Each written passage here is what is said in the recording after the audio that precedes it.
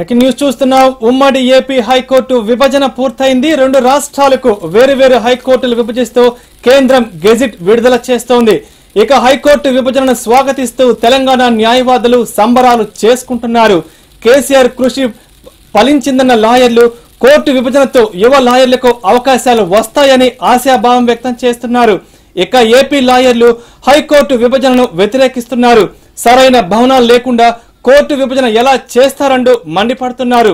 విధులను బహిష్కరించి హైకోర్టు ఎదుట ఏపీ లాయర్లు నిరసన తెలుపుతున్నారు.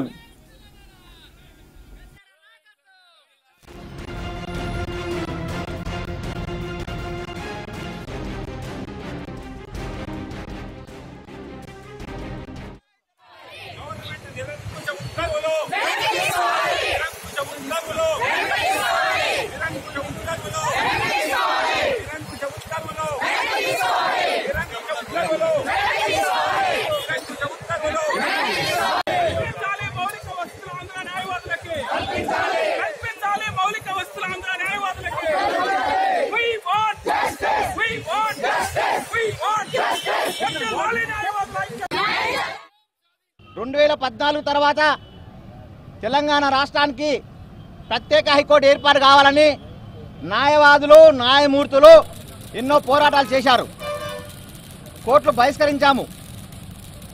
ఉమ్మడి 10 జిల్లాలో న్యాయవాదులు ఏ కోర్టులో ఆ కోర్టు ముందు నిరాహార దీక్షలు చేశారు ప్రత్యేక హైకోర్టు ఏర్పాటు కావాలని.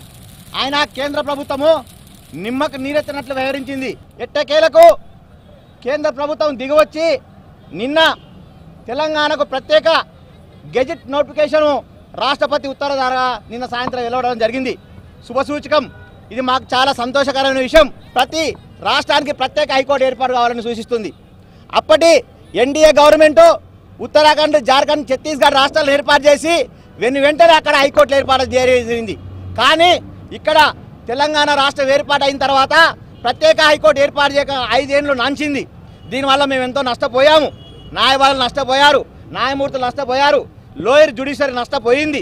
అయితేనేమి ఎట్టకేలకు కథ సుఖాంగమైంది. తెలంగాణ ప్రజల, న్యాయవాదుల, కక్షిదారుల ఆశలు నెరవేరినాయి. కళ సుఖపారమైంది. కేసీఆర్ గారి ప్రత్యేక కృషి వల్ల ఇది అయిందని మేము నమ్ముతున్నాం.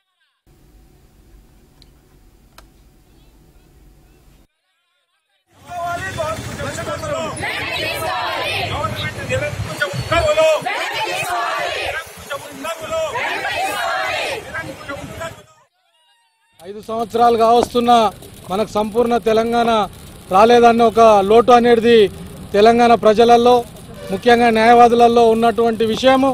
ఇవాళ అది కూడా ఈ రాష్ట్రానికి తెలంగాణ ప్రత్యేకంగా హైకోర్టు ఏర్పడడం అనేది ఆ యొక్క లోటును కూడా పూడ్చడం అనేది మరి దానికి ప్రధానంగా మరి మన రాష్ట్ర గౌరవనీయులు కల్వకుంట్ల చంద్రశేఖరరావు గారు ముఖ్యమంత్రి హోదాలో అనేక పర్యాయాలు ఢిల్లీ వెళ్ళి అక్కడ ప్రతి అంశంతో పాటు దీన్ని ప్రత్యేకంగా హైకోర్టు కావాలని చెప్పేసి ఆయన ప్రతిసారి న్యాయశాఖ మంత్రిని కానీ ప్రధానమంత్రిని కానీ డిమాండ్ చేసినటువంటి సందర్భాలు అనేకం ఉన్నాయి. భవిష్యత్తు తరాల కన్నా మరి హైకోర్టు ఏర్పడడం వల్ల నిరుద్యోగులకు కూడా న్యాయం జరుగుతుంది, న్యాయవాదులకు న్యాయం జరుగుతుందని మాకు సంపూర్ణ విశ్వాసం ఉంది.